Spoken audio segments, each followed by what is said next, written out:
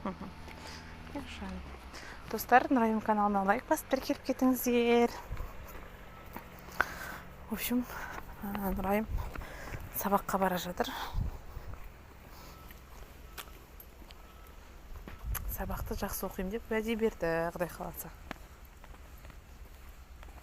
Нұрайым бір қараса. В общем, сабаққа кешігіп баратқан сияқтымыз. Сағат 9-да сабағымыз басталады, ал біз әлі жүрміз. 8-ден елу кетті уже. Жүр қызым тез-тез.